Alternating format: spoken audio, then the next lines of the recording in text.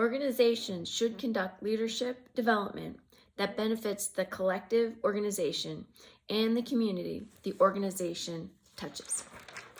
Let's start with the definition of leadership as what people do. Skills and competencies. What gets developed from those skills and competencies is knowing.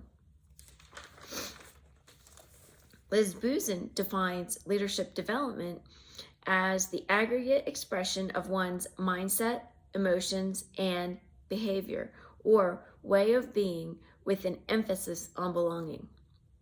Furthermore, inclusive leadership development should incorporate the development of knowing, doing, and being, and not seen as a choice of competencies versus knowledge versus mindset.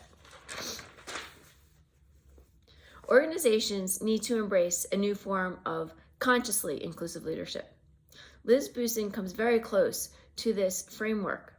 She talks about various dimensions of leadership development, such as relationships being multidimensional, the focus on all, the collective or group or organization, being oriented to outcomes, social processes, context or situation and business processes, the use of power as seen as distributed throughout the organization, power sharing and empowerment, being thoughtful and transparent, participative decision making, setting boundaries that are adaptive to allow change when needed, leading as learning, fairness, equity, allowing space for dissent.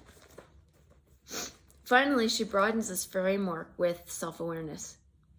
Where consciousness is added into the mix is the connection between authenticity or source. State of being regarding inclusive leadership development is defined by Dr. Joe Dispenza: thinking, acting, and feeling. Attitude: thoughts and feelings clustered into habitual sequence can also create a state of being. If leadership development is broadened, a systemic process designed to expand capabilities, competencies, and awareness of individuals, leaders, and followers, both groups and organizations, toward attaining shared goals and objectives, there will be behavioral, structural, and cultural changes at the organizational level.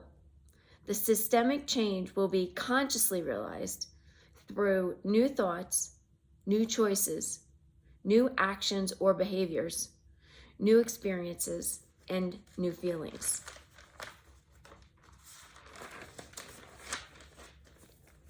When these practices are applied, all members of the organization, the collective group, leaders and followers, experience consciously inclusive leadership development toward attaining shared goals and objectives.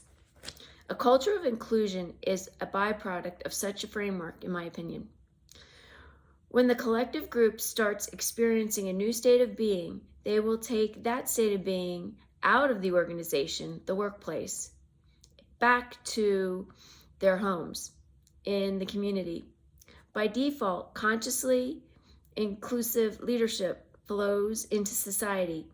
Other people in the will come in contact with the organizational members, they'll interact, and they can see this new state of being in those people, and they can start to emulate it. Our organization members who are conscious and self-aware become role models in the community. This is how Liz Buzan's leadership development framework can be broadened and developed into consciously inclusive leadership. Thank you.